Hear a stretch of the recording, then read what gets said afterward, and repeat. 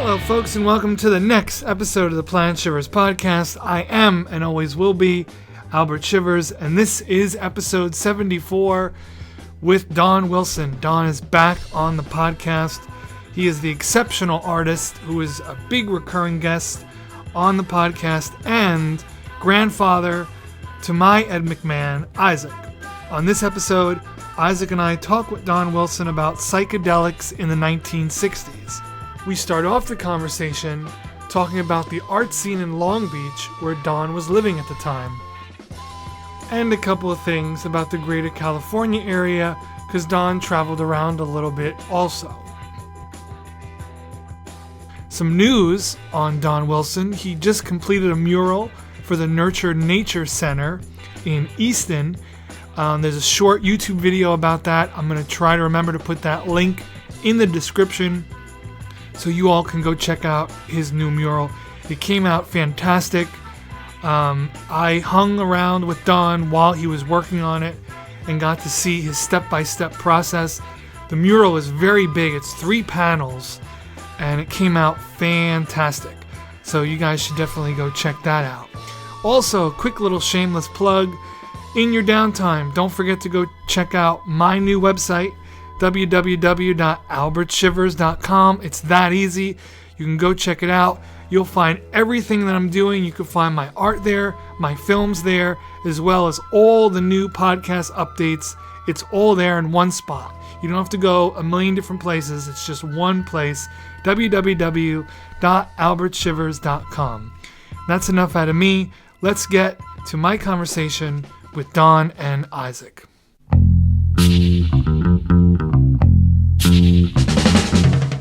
Was the art scene then at that time very underground, or was it starting to come more into the mainstream? What was the scene like at that time?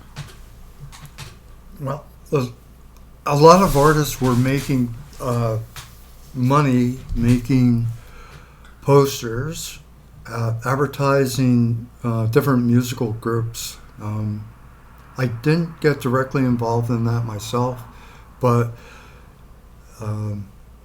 many of the groups that when I had time to go to see a concert, wherever it was in Los Angeles or Long Beach, there were usually smaller groups that maybe existed for 3 or 4 years, but never really made it, big time, as they say. Grateful Dead was one of those groups that evolved and became what they became. The Doors were in that area. Janis Joplin, I mentioned earlier.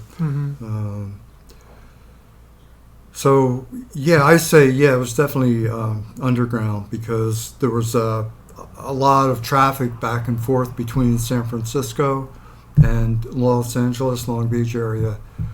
It was easy at that time to hitchhike from one city to the other.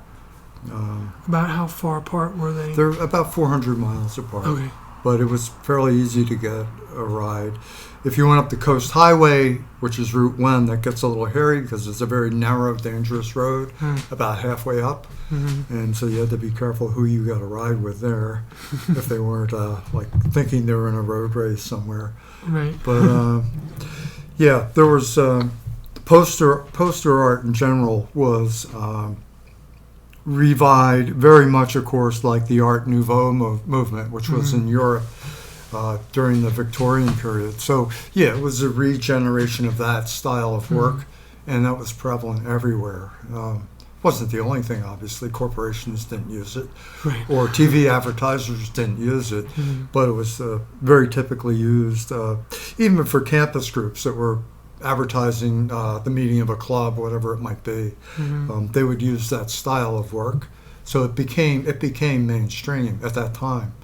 I'd have to say, it was everywhere, especially in the parks. You would see it in the parks where you would enter. There'd be kiosk where you could put up notices or posters about upcoming events. So, and a lot of the concerts were free, and I think that transferred to the visual arts too. People would think, oh, well, these people are playing for free in the park; they're not charging anything. As a visual artist, why, if I make copies, why shouldn't I just give my work away? And there's a lot of controversy again about LSD and its proliferation in the 1960s, especially, and onward. That was really readily available. I found that out in, let's say, outdoor concerts in parks. There'd be people walking around saying, I've got yellow sunshine here. You want to try some of this? Right. Or, hey, I got blue dot. You got to try some of this. You'll enjoy the music more. That kind of thing. So, a lot of the conspiracy theorists say that was promoted by Central Intelligence or the government to, in a way, disarm people who might be really at the forefront of trying to end the war or trying to achieve wider rights for minorities, let's say, be it voting or job promotion or housing, where they wouldn't be discriminated against. So in a sense, there may be some truth to that, because and to take that, you would have had to have known somebody that also had taken the same thing to even want to try it, because you don't know who this person is or what this is. But I think there may be some truth to that it would sidetrack people, not destroy them, but change their focus to their partner or their family or whatever was more personal to them, and not something over here that they couldn't control necessarily. And of course, at some point, that was interesting. I felt that around 1967 and 68, and then it's like, this is a terrible analogy, and I won't even use it. Towards 68, you saw more people selling the same product. It was no longer free. It was being sold. Right. So it was like getting people accustomed to having it available and using it for creative purposes, hopefully. But now you got to pay $10 for it, or 15 or 20, whatever. So, so that was interesting, and I did experiment with that, and it did change my approach to art, because it certainly made me very aware that I'm just one little, corpuscle in this vast, the cosmic sea. We're all here, and we're all interrelating with each other, and I felt it was very important to try to somehow transpose that experience into a format. I wrote about it too. I did write about it, and I didn't fancy myself to be a poet or anything like that, but I enjoyed writing about it also. But mainly through the drawings I mentioned, the pen and ink drawings. There was a series that I think related specifically to that, and then it was carried over into paintings a little bit later. Yeah. So it was important. I don't regret doing that. You do have to be cautious in experimenting with any kind of medicine or plant, whatever it might be, manufactured product, whatever it might be that will alter your perceptions in some way. There's always a caveat of place and time and your mental status at that moment, your emotional makeup at that moment. That all has to be taken into account. Should be. Right. Let's put it that way. Should be. To err on the side of caution. So. Do you feel it was it a temporary effect on your visual art, or did anything come of it that stayed with you as you made art in the future? That's a good question. Like I mentioned about the artist Leo Russell, who did the silk screen of the man on the bike with the big bag with all his experiences on his back. And the title being, I carry my yesterdays with me. Something like that, which I just described, that's a gut emotion and experience that fades with time, let's say. Yeah, if you don't go back to it, Right. the actual substance, Mm-hmm. but the experience of it does carry. At least with me, it stayed, and not that I think about it, but Right. it's just like a painting. You're building on the experiences of your life, and it's an additive, not an addictive, but an additive fact of life that you can reach for that and remember it and employ it, whatever Mhm. you're doing. Music, dancing. Yeah. Wake up, Barbara. I'm awake. Yeah, That's good. I feel like the number one thing about any of that is to kind of know what you're going into and have it be your choice. Yes, And right. I say that only from my experience of it being given. I was at a concert in San Francisco, Mm-hmm. Grateful Dead related show. Mm-hmm. This is probably like 2011 or 12 Mm. when I was into that sort of music and sort of thing Mm-hmm. before I really delved into jazz, which was a whole Mhm. other world. Mm-hmm. But I was with a group of people, most of which I didn't know. I actually Mhm. knew one, a buddy of mine, Okay. and went to the show. One of the members of our group, this girl, offered me a bottle of water, and I just a combination of being hot and thirsty in a warm venue and naivete too, Yeah, and trusting. and trust. Yeah. Yeah. She presented it as water, so I drank it like it was water, you know, Wow. and it did not take long Yeah. for just everything to start to happen. Wow. And I was lucky enough to be able to hold on to my wits Yeah. and know what happened Right. enough Wow. to. This was it. They built a new Bill Graham auditorium in San Francisco Right. where the hallway goes around it. Okay, Yeah. and I knew because I remember the exit signs to the hallway were green, and on the way in, I commented to myself, "That's weird. They're usually red. Why are they green?" And I didn't think anything else of it. Yeah. And then now here I am tripping, and I'm like, "You have to get to the hallway. You're around all these people, and you don't want to Right. be around all these people." Right. So I just seen like green blurs, and that the old me remembered, okay, that's the hallway. Get out there. Mm-hmm. So I had to, weave my way through a crowd of people that I wasn't even able to see. It was Right. all silhouettes in the light. Yeah. Get out in the hallway and got food and water and was able to find a seat and ride it out. Yeah. But what I found out later, and I'm shortening the story a lot, but I found out the next day, is that it was some sort of experimental chemical that was being passed around the show, and another member of our group was having seizures from the same thing. Well, you know what? This makes me wonder when you say it was an experimental chemical, was that like a more orchestrated thing? Like where did that come from? Yeah. Like is somebody testing out drugs on a population and Yeah, that's like- how they're doing it? Yeah, Yeah, who knows? The promoter, perhaps, or Yeah. maybe just a member of the audience. Yeah, because I'm pretty sure that this girl didn't have. Maybe I'm pretty sure she didn't have it when we went in. You know what I mean? Oh, okay. I don't, because truthfully, it happened. I found a seat. I wrote it out. I watched the rest of the concert and was fine. Yeah.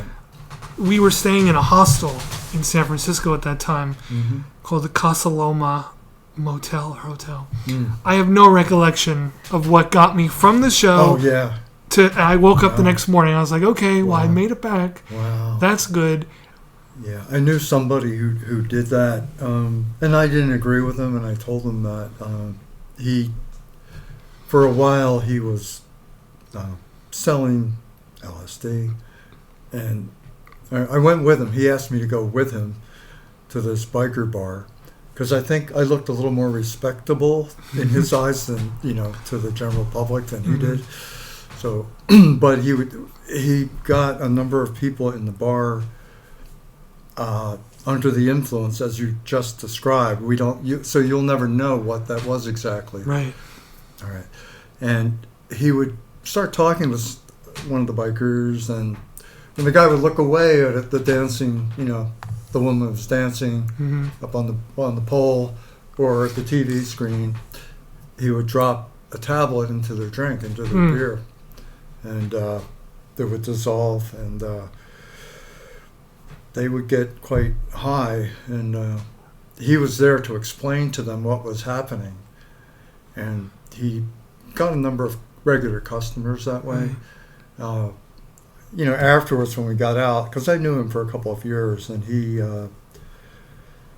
I said, that's not really, I don't think that's the way to go about doing that. I think you need to really just talk with people and Totally explain. not ethical. Yeah. Oh, no, I totally disagree with him, but knowing what he was doing and having experienced that, that was wrong. But we're all different, and he figured these people are very hardened motorcycle people, and they're used to all kinds of stuff.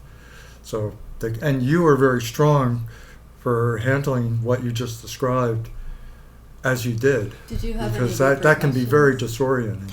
Yeah. And, you did the right thing. Right. And to kind of answer both your questions, when it first hit, the band had just come out, and I'm watching the lead guitar or rhythm guitar player, right? And this won't come across on the recording, but like his hand is strumming the guitar like this. Mm-hmm.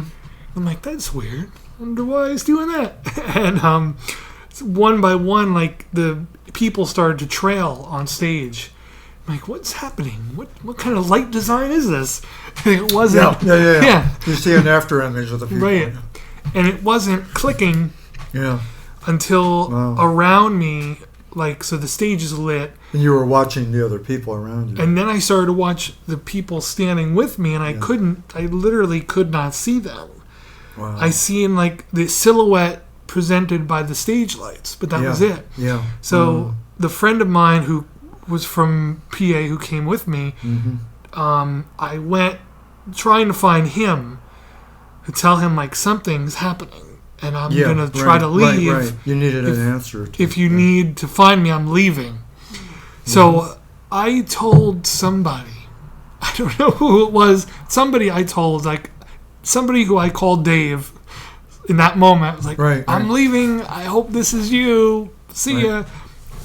And if I don't know for sure if anything stayed with me or I had any like long-term repercussions, but I feel like something's different. Yeah. That stayed with you? Something funky. Some wire got frayed somewhere in my mind that isn't quite like, it's not anything that is life-changing or still is it's a detriment, but there's just something where after that was over and I come back home and got back to normalcy, something was never quite right. Yeah, the doors of perception by Aldous Huxley, he said, if we properly clean the doors of perception, we will see reality as it is, infinite. And any substance, whether it's ayahuasca or beer or wine or LSD or whatever, Mother Nature, it's just a trigger. It's a trigger that opens up that door, and we can see out of it. And we can't rely on it. It's not meant that we rely on it. People use meditation to reach that consciousness or understanding. So it's not something we should rely on, but it's a mechanical way of getting to seeing that that type of vibration or level of vision that we don't normally perceive with the 5 or 6 senses. It's there all the time. That's enough to know that. And there's other ways we can find that are less potentially harmful or addictive. Nicotine's supposed to be the most addictive substance, right? which is why One of them. tobacco Or companies maybe- still fighting tooth and nail. They're going to e-cigarettes and all this crap. Yeah. It's the same companies. They're just trying to switch gears and Mhm. keep people hooked. You know, but yeah. Meditation is a way to achieve that. Playing music, dancing. Yeah. It's a state of euphoria, really, where you are just firing on all cylinders, as it were, and being aware of your surroundings and the people around you, and the flowers and the cars and the odors, Mhm. the sounds, feelings. So that's how it felt to you.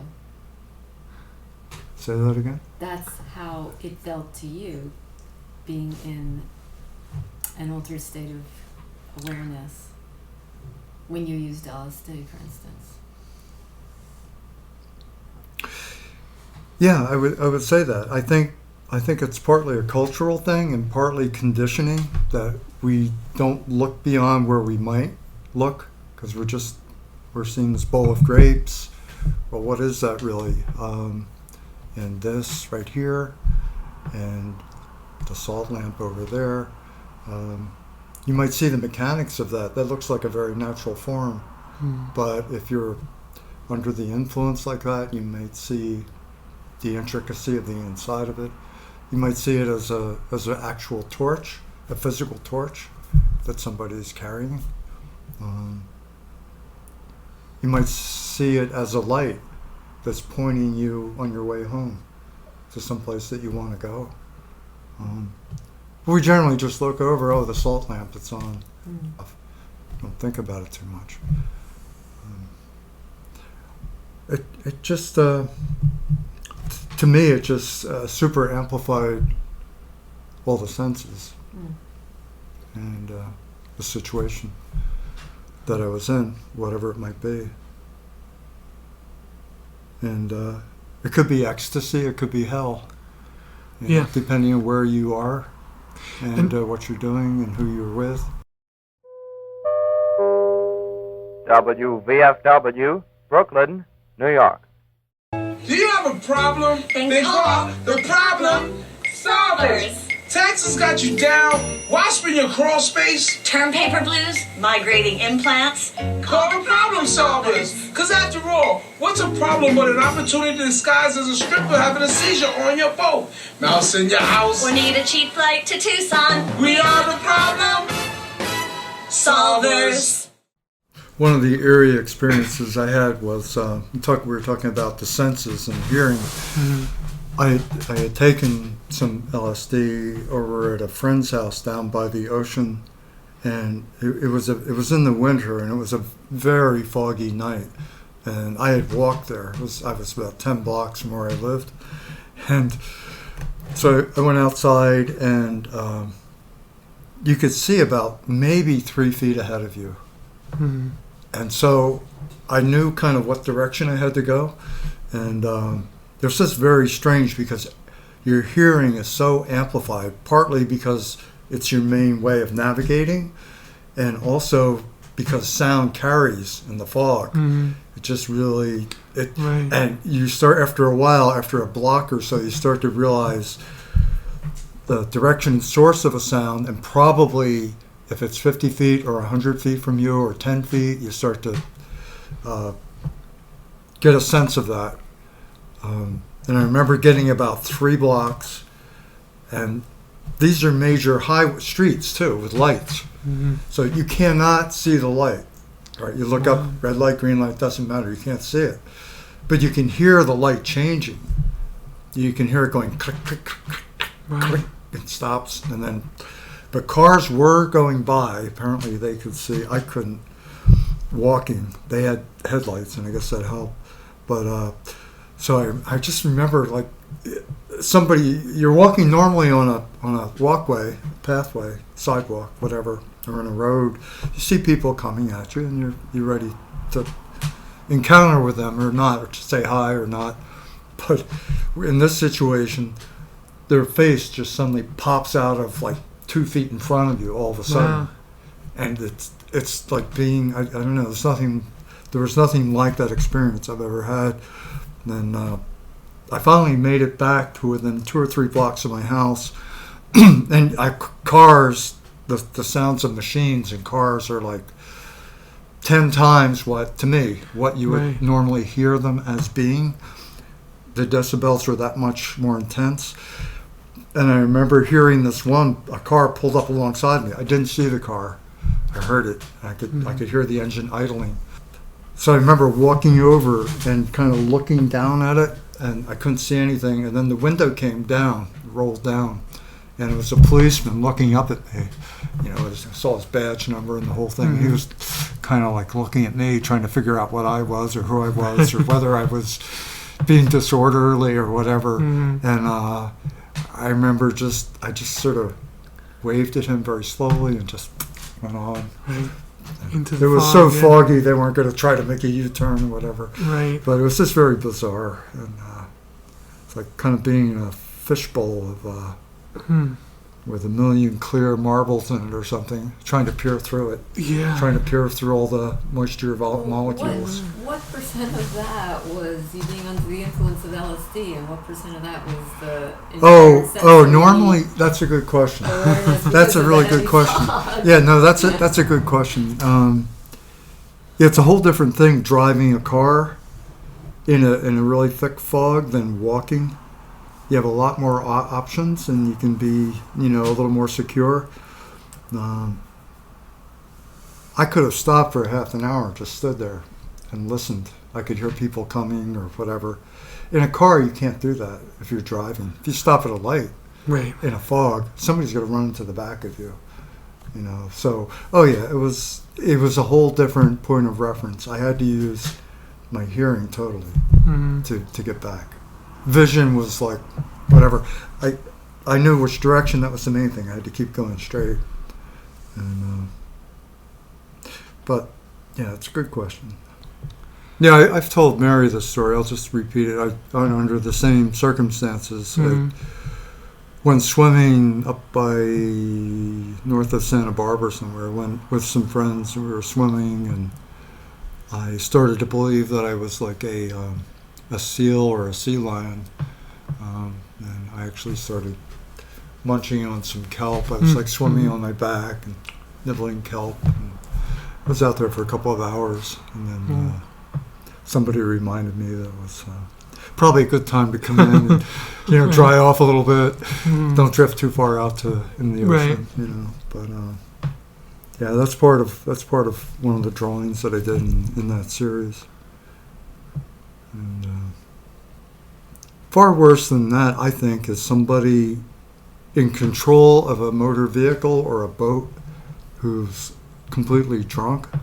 Yeah. Because I had that experience where I was out with 7 or 8 people on a fishing boat, and I knew the partner of this man.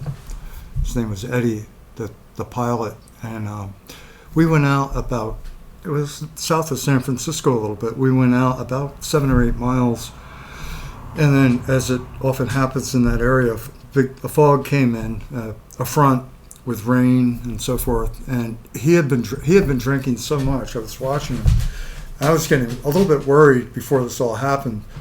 And then once the ocean got really choppy, and he got disoriented. I don't remember him having a compass on the boat. It was about a 30-foot boat, but I remembered, and somebody else remembered, the basic direction that the shore was in, and we convinced him to go that way because he was completely disoriented, and the waves were coming over the edge of the gunwale of the boat, and it was getting a little dicey, and we convinced him to turn and head back in the right direction. So we made it to the dock. But again, it wasn't foggy like what I described previously. That was the worst fog I've ever been in my life. Despite whether it was under the influence or not, it was the worst fog I ever had to go through. But it's unfortunate that so many things are promoted in at least in our society that are negative, have negative impacts. Be it alcohol or nicotine or thank you for listening to this episode of the Planet Shivers podcast. I want to thank Don for coming on and doing another great episode. I want to thank Isaac for helping out as usual.